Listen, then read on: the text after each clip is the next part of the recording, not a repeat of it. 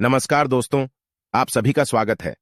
आज मैं आपको एक ऐसी मोटिवेशनल स्टोरी बताऊंगा जिससे आपको काफी कुछ सीखने को मिलेगा।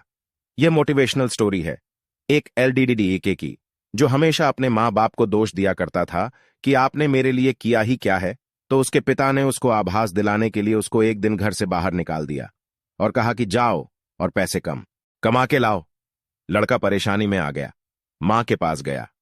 माँ ने उसको पैसे दे दिए, लेकिन इस बात का पता पिता को चल गया था।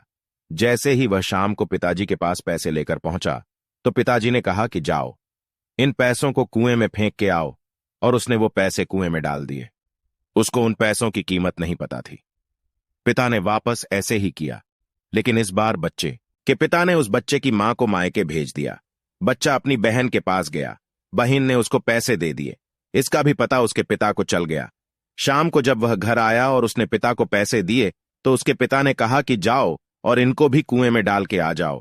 उसने यही किया क्योंकि उसको बिल्कुल नहीं पता था पैसा कैसे कमाया जाता है, लेकिन उसके पिता उसको पैसे की कदर समझाना चाहते थे। अगले दिन उसके पिता ने उसकी बहन को ससुराल भेज दिया।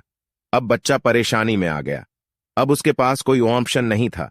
वह भटकता हुआ बाजार में गया। वहां उसको एक ट्रक से सामान उतारने का एक काम मिला।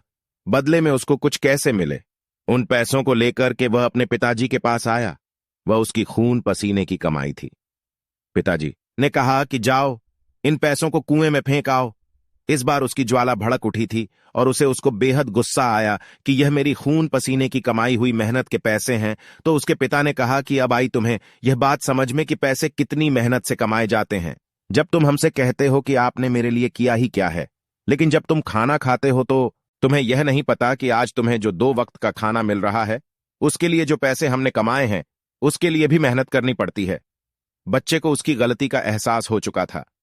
लेकिन इस मोटिवेशनल स्टोरी से आपने क्या सीखा? आशा करता हूं कि आपने बहुत कुछ सीखा होगा और ऐसी मोटिवेशनल स्टोरी आपको यहां पर मिलती रहेगी। तब तक के लिए अपना ख्याल रखिए, सुरक्षित रहिए।